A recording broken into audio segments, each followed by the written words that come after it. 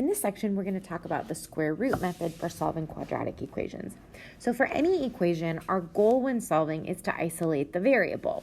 Now with a quadratic equation, we're going to have a squared term.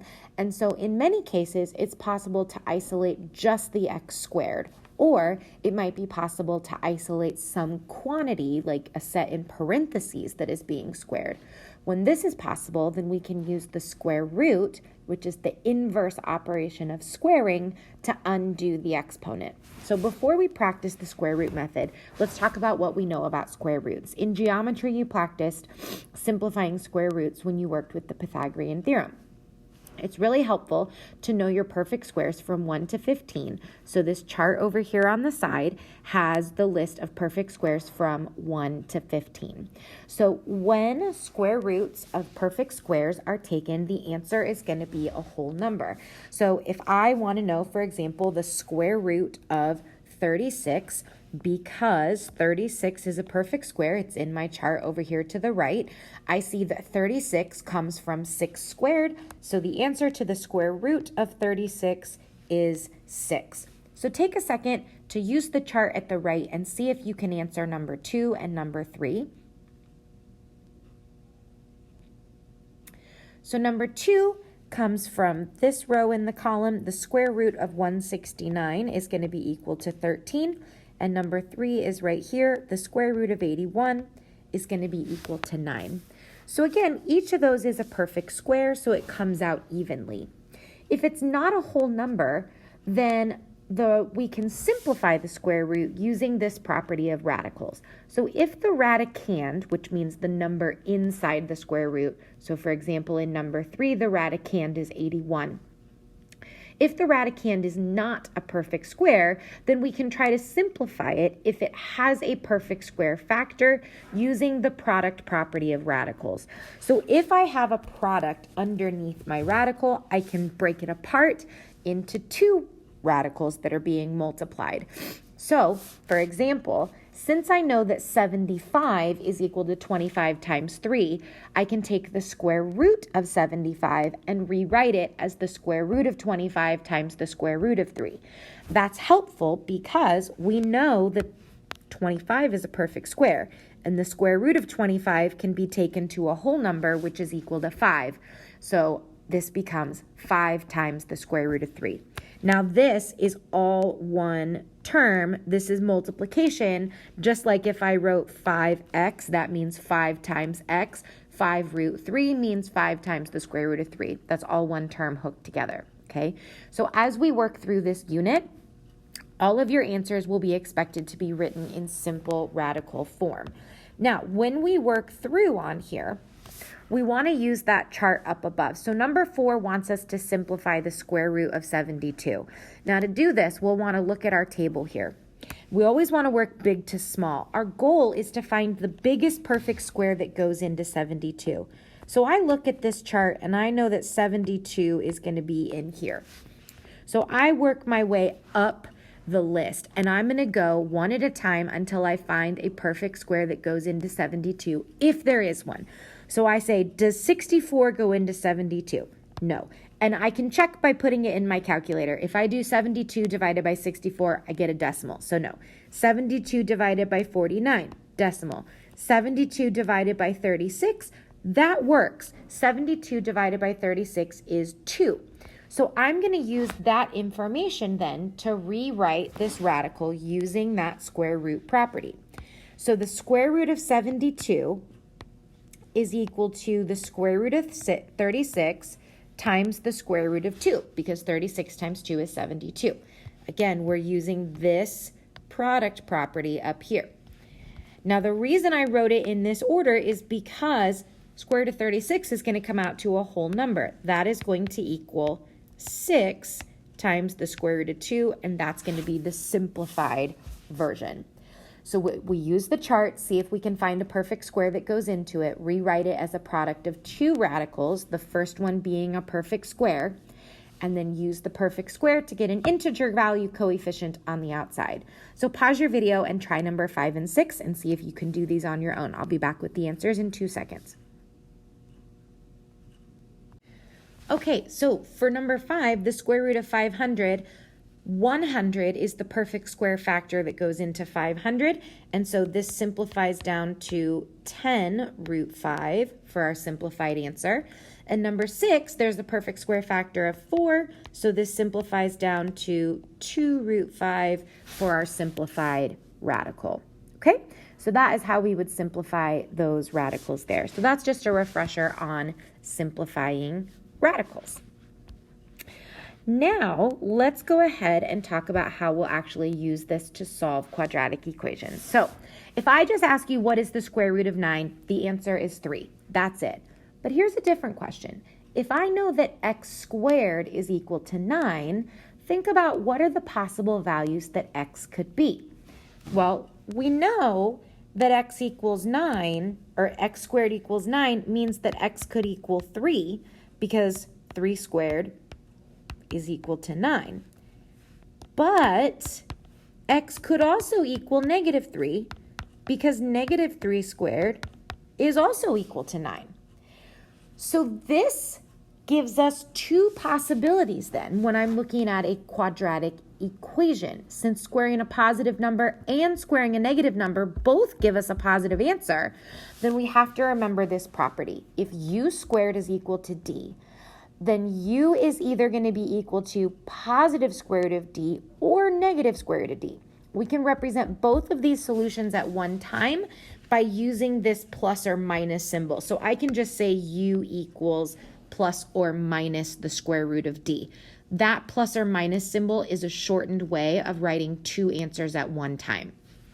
So this is what's really important.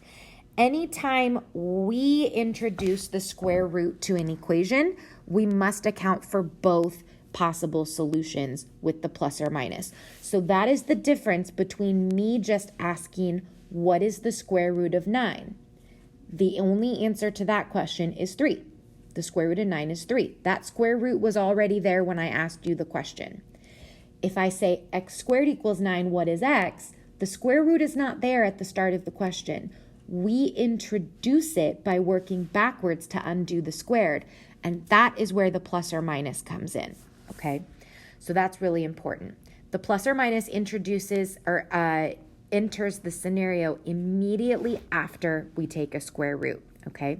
So to solve an equation using square roots, first we have to isolate the squared term or the squared quantity. So what that means, a squared term is either going to be an x squared that we need to get by itself, or a squared quantity is going to be a parentheses squared, okay? So there might be other stuff inside the parentheses, but we just need to get that group by itself so that we can square root to get the squared off the parentheses. Then we can take the square root of both sides, okay? So we're going to solve these equations using the square root method, and we want to write our answers in simplified form. Now, after I copied these packets, it depends on when you are watching this video, there was a couple of typos that I edited on number 8 and number 9. So check your packets to see if you have a different version. You might need to make some changes to the problem. On number 8, there was a plus, and on number 9, it said 5 instead of 50. So you might need to change the problems on your packets. So double check that depending on which version you got copied. So on number 7, what we need to do is isolate the x squared before we can do anything else. So we're going to treat this equation just like if it said 4x minus 31 equals 49. So to start, we'll add 31 to both sides. That's going to give me 4x squared equals 80. And then again, I don't want 4x squared, I just want x squared. So now I'm going to divide by 4. And now I have x squared equals 20. Now my x squared is by itself, so this is the moment where I'm ready to take the square root of both sides. Square rooting x squared undoes the squared. That's how I get just a plain x by itself. Immediately after I take the square root, my next line has to have the plus or minus in it. And then we want to simplify the square root of 20. We already did that example just up above. We saw that that simplifies to 2 root 5. And so that is our answer. And remember, that represents two different solutions. That represents negative 2 root 5, and positive 2 root 5. We don't have to list them both out separately. That plus or minus represents both. But what we found is two different solutions. Okay? So number 8 is very similar. Go ahead and pause your video and try number 8 on your own so you can see if you're understanding. I'll come back with the work in 2 seconds. Okay, so we start by adding 9. Then we divide 3. That gets our x squared by itself. Now we're ready to take the square root of both sides. And so we just get x equals plus or minus the square root of 3. 3 doesn't have any perfect square factors, so it can't be simplified, which means we're just going to leave it as the square root of 3. Now, we could put square root of 3 in our calculator and get a decimal, but then we'd have to round. And so since it didn't tell us to round, instead it said to write our answers in simplified radical form. That's why we're going to leave it like this, okay? So 9 and 10 are a little bit different because they have squared quantities instead of just a plain squared x. But we treat it exactly the same. What we cannot do, and this is really important, we can never distribute an exponent, okay? The distributive property only works for multiplication. We also know that the order of operations says we have to do exponents before we can multiply. So that means we can't distribute this x or this 2/5. That's not allowed because the exponent has to be done first.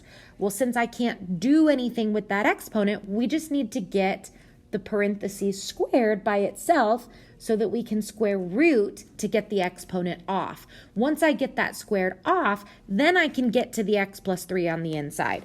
So instead, I need to deal with that 2/5. Now, dividing by 2/5 on both sides is what we're going to do, but when we divide by a fraction, we really end up multiplying by the reciprocal. So I'm really going to end up multiplying by 5/2 on both sides. That cancels out over here, leaves me with x plus 3 squared equals, now 50 times 5 is 250, and 250 divided by 2 is 125. So no more fraction. Now, since the parentheses squared is by itself, that's what we wanted, now to get rid of the squared, I can take the square root of both sides.